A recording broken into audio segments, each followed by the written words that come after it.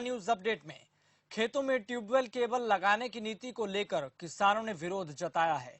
बता दें कि इस नीति के जरिए बिजली की सब्सिडी का पैसा सीधे किसानों के खाते में आने की बात कही जा रही है, लेकिन किसानों ने सरकार पर भरोसा न करने की बात कहते हुए इसका विरोध जताया है। किसानों ने संगरूर की सड़कों पर उतरकर अलग अलग जगहों पर सरकार का पुतला जलाकर सरकार के खिलाफ नारेबाजी भी की है। ਵੋਟਰਾਂ ਦੇ ਬਿੱਲ ਆਉਣ ਦੀ ਤਿਆਰੀ ਆ ਜਿਹੜੀ ਕੀਤੀ ਜਾ ਰਹੀ ਆ, ਇਸ ਦੇ ਵਿਰੋਧ ਦੇ ਵਜੋਂ ਅਸੀਂ ਕੁੱਲ ਪੰਜਾਬ ਦੇ ਵਿੱਚ ਵੱਡੇ ਪ੍ਰਦਰਸ਼ਨ ਵੀ ਕਰਾਂਗੇ ਆਉਣ ਵਾਲੇ ਦਿਨਾਂ 'ਚ। ਤੇ ਅੱਜ ਵੀ ਲਗਭਗ ਸੰਗਰੂਰ ਜ਼ਿਲ੍ਹੇ ਦੇ 25-30 ਪਿੰਡਾਂ ਦੇ ਵਿੱਚ ਅਸੀਂ ਇਹ ਅਰਥੀ ਫੂਕ ਮੁਜ਼ਾਹਰੇ ਕਰ ਰਹੇ ਹਾਂ, ਕਿਉਂਕਿ ਪੰਜਾਬ ਦੀ ਸਰਕਾਰ ਆ ਇਹ ਕਹਿੰਦੀ ਆ ਵੀ ਕਿਸਾਨਾਂ ਦੀਆਂ ਸਬਸਿਡੀਆਂ ਅਸੀਂ ਤੁਹਾਡੇ ਖਾਤਿਆਂ 'ਚ ਪਾ ਦਾਂਗੇ। ਭਲਾ ਜਿਹੜੀਆਂ ਸਿਲੰਡਰਾਂ ਦੀਆਂ ਸਬਸਿਡੀਆਂ ਦੀਆਂ ਉਹ ਸਾਡੇ ਖਾਤਿਆਂ 'ਚ ਪੰਜਾਬ ਦੀ ਸਰਕਾਰ ਨੇ ਕਿੰਨੀਆਂ ਕੁ ਪਾਤੀਆਂ। ਇਸ ਕਰਕੇ ਇਹ ਜਿਹੜਾ ਫੈਸਲਾ ਇਹਦੀ ਅਸੀਂ ਨਿਖੇਧੀ ਕਰਦੇ ਹਾਂ, ਨਿੰਦਾ ਕਰਦੇ ਹਾਂ ਤੇ ਪੰਜਾਬ ਸਰਕਾਰ ਤੋਂ ਇਹ ਮੰਗ ਕਰਦੇ ਹਾਂ कि यह फैसले ने जिहड़े लोक विरोधी फैसले सरकार वापस लवे, नहीं आने वाले दिनों के विच असीं इहदे संघर्ष ने जिहड़े तिखे करांगे। कोरोना काल के बीच पंजाब सरकार ने कई नियमों में कानून को सख्त कर दिया है। पंजाब सरकार ने मास्क न लगाने वाले, सड़कों पर थूकने वालों का जुर्माना भी बढ़ा दिया है। कोविड-19 के चलते पूरे देश में लॉकडाउन लागू कर दिया गया था। विभिन्न परिस्थितियों के चलते सरकार ने इस लॉकडाउन में रियायतें दी, जिसकी जिम्मेवारी उन्होंने केंद्र सरकार ने राज्यों के ऊपर छोड़ दी कि वे किस प्रकार से अपने राज्यों में लॉकडाउन को खोल सकते हैं। बात करें अगर हम पूरे हिंदुस्तान की, तो यह अब इस समय लॉकडाउन 4 चल रहा है, जिसमें सबसे ज़्यादा कोरोना के मामले सामने आए हैं। तो फिलहाल जो स्थिति है, सरकार 5वें चरण में जाने वाली है लॉकडाउन के। ये देखना होगा कि सरकार किस प्रकार से इस लॉकडाउन को आगे बढ़ाती है और इसमें क्या क्या सहूलतें देती हैं। बात करते हैं पंजाब की। पंजाब में फ़िलहाल स्थिति नियंत्रण में है। यहाँ शाम के समय से कर्फ्यू लागू कर दिया जाता है, जो सुबह तक चलता है, सख्ती से लागू किया जा रहा है। कल पंजाब सरकार ने एक और फैसला लेते हुए, जिसमें कि चालान की जो रकम है उसमें वृद्धि की गई है। जैसे कि आप सार्वजनिक स्थानों के ऊपर अगर थूकते हैं तो पहले जिसका 200 रुपये जुर्माना था वो 500 रुपये कर दिया गया है। उसके अलावा जो मास्क नहीं पहनते उसका भी जुर्माना 500 रुपये कर दिया गया है। और कार में अगर सोशल डिस्टेंसिंग नहीं होती तो उसके ऊपर 2000 रुपये फ़ाइन है।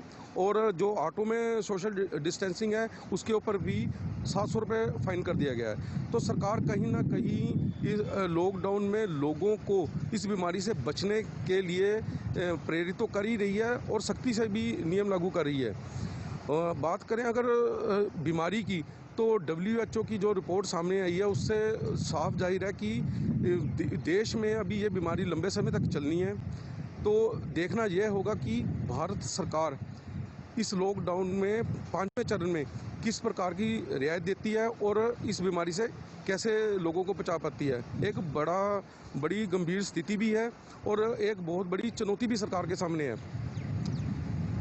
कैमरामैन किरण के साथ खबर फास्ट के लिए चरणजीत सिंह कोहली की रिपोर्ट। पंजाब सरकार की ओर से खेतों में लगी मोटर पर बिल लगाने के फैसले के विरोध किरती किसान यूनियन ने पंजाब सरकार के खिलाफ धरना प्रदर्शन किया। साथ ही फैसले को वापस लेने की बात कहते हुए संघर्ष तेज करने की चेतावनी भी दी। प्रदर्शनकारियों का कहना है कि किसान पहले ही कर्ज के बोझ तले दबा हुआ है और अब सरकार का ये फैसला किसी मुसीबत से कम नहीं है। कि पंजाब सरकार ने खेती मोटरां जिहड़ियां किसानां दे ट्यूबवैलां ते बिल लाउण दा फैसला कीता।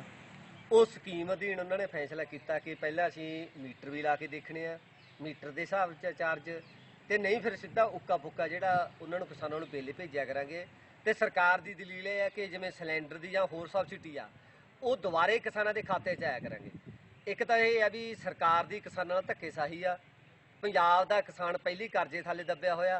जे इन्होंने मोटर के बिल लाते जानी कि किसान नूं सरकार का यह फैसला मार लई मजबूर करू कि ਜਿਹੜੀਆਂ ਪਹਿਲਾਂ किसान खुदकुशियां कर रहा है ये रेसो वाधा होना, क्योंकि किसानों तो मोटर के बिल नहीं भरे जाने। धान के नकली बीजों की बिक्री की खबरों के बाद पंजाब सरकार एक्टिव नजर आ रही है। इसी के तहत आदेश दिए गए हैं कि बीजों और कीड़े मार दवाइयों पर चेकिंग हो। इसी क्रम में बरनाला में खेती बाड़ी विभाग के अधिकारियों ने इन दुकानों पर चेकिंग की। अधिकारियों का कहना है कि नकली बीजों की खरीद बिक्री किसी भी हालत में नहीं होगी।